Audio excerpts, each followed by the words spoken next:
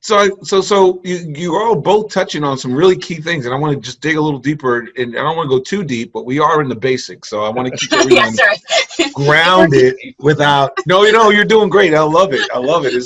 Bring down the philosophy. Bring it on down. But I do want to ask, because you've all and you just made a really great point. You said there are some counties that don't do it. There's counties that do. There's counties that do deeds versus hybrids versus liens versus none at all. So from a national level, there's not the U.S. government says this is how it works. Who controls these? Who really governs these rules then? The states, for the most part. Typically, yeah. The state will say this is how we're going to govern them. Now the state may say New York is like this. The state may say, okay, the county gets to decide. They pass the law.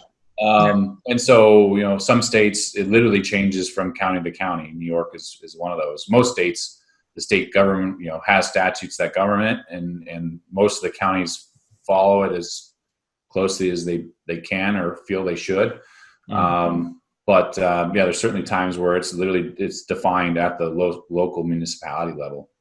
Well, and you'll find that a lot of times, as with many statutes, but there can be a lot of room for interpretation and vagueness in state statutes. And so you will see a lot of county governments or municipality governments that will create their own interpretation of what they feel.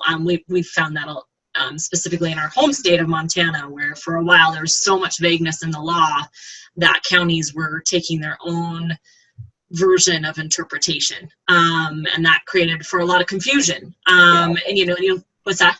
The Wild West. The Wild West, yeah. But you'll see that, where if a state law is not specific, and I work with the legislative committee with the MTLA, and so you see, that's an ever-changing process. States. Some states are more aggressive with keeping up with ensuring that their tax lien law is clear, and some states just aren't, and that's leaving room for a lot of that causes more problems usually. So it's better when the states have a clear picture of how it should be handled and collected. So, wow. And that would be what I would suggest to any new investor is if you're looking for where to start, it would be go to your state's property tax collection piece of statutes. Like that's how we have learned. And that's what we started out researching so that we understood and knew what information to supply to people who are using our website is, what does property tax collection look like and what is set in place? What are the interest rates? Most of that is pretty well directed through the states. So sometimes it's that detailed process at the sale that is left for interpretation by the county. But interest rates and redemption periods and all of that is usually set pretty clearly. Of course, there's always exceptions, like Brian said, because New York allows, and like Maryland, every county is different. So there's a couple states in there that certainly allow more freedom there.